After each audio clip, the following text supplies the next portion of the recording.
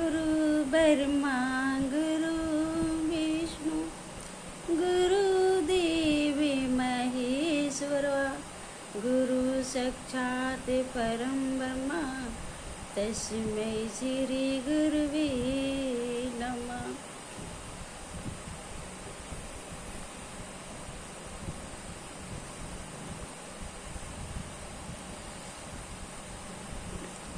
गुरु शिव गुरु आदिकाल के गुरु हैं, शिव जगत के गुरु हैं। शिव को गुरु बनाने के लिए हम लोग को 3 विधा मिला है। हरिंदर भैया के माध्यम से, जिसे हम लोग रोज़ करते हैं।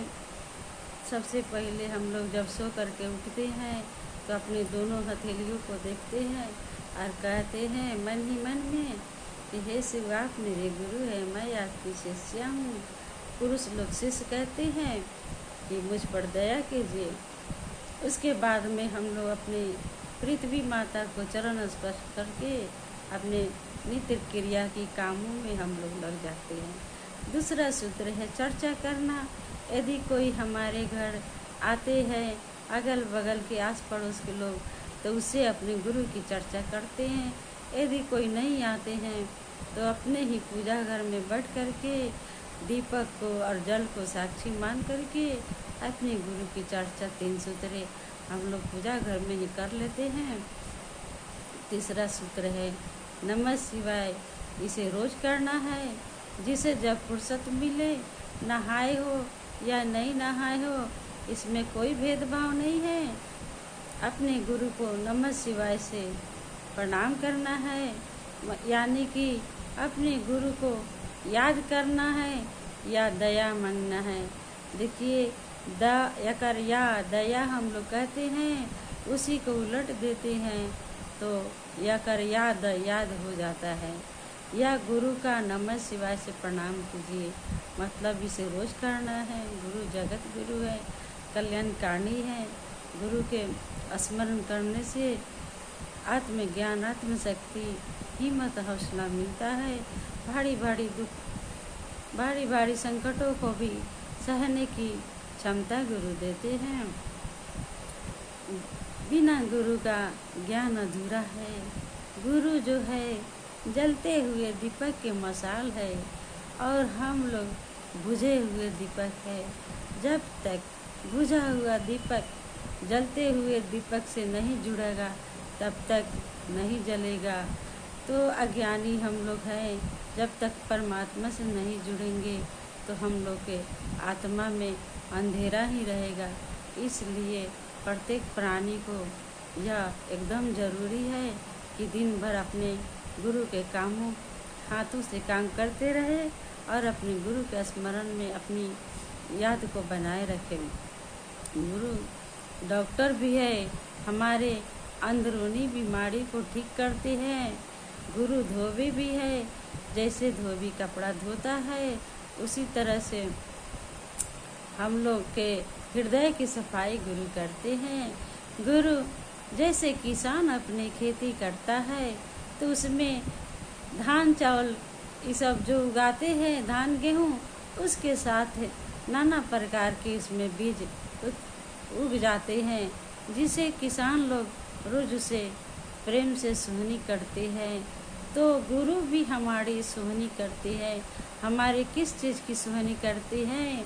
हम लोग जब रोज़ गुरु के समीप बैठते हैं तो गुरु अंदरूनी क्रोध, घमंड, अहंकार, ये सब जितनी भी बुराइयां है, अशुद्धियां है, उस सब को निकाल करके फेंकते हैं। तो ऐसा कब होगा? जब हम लोग अपने आप को गुरु के हवाले सौंपेंगे।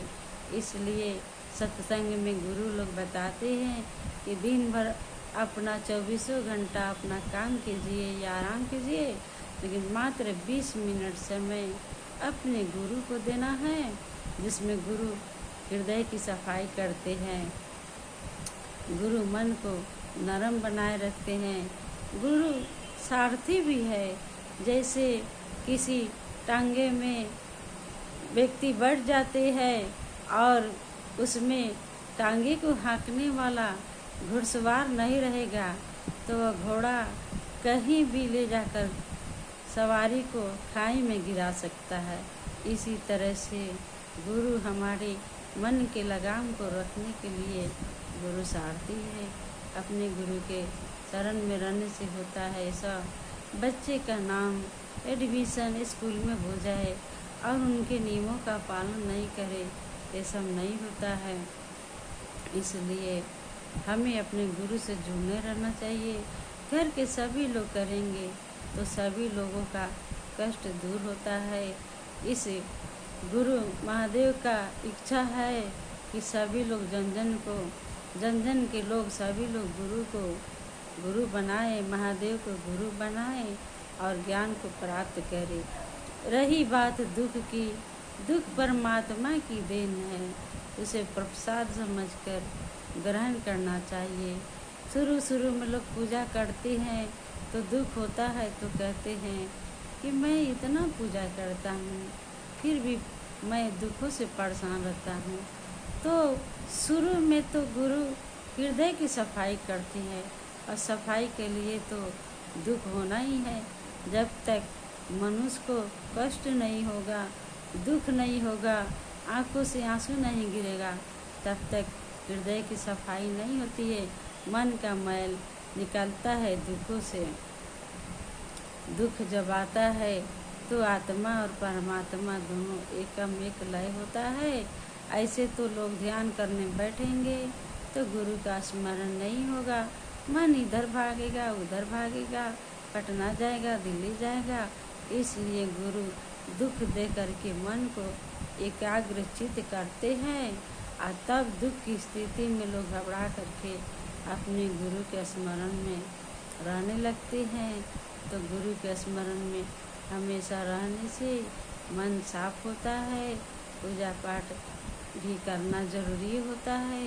जब बच्चे माँ के गर्भ में रहते हैं तो उस काली कोठरी अंधेरी में इतना रोते हैं, इतना बिलखते हैं और नाना प्रकार के वादा करते हैं कि मैं पृथ्वी पर जाऊंगा तो आपकी भक्ति करूंगा, और जगत में आते हैं तो भूल जाते हैं।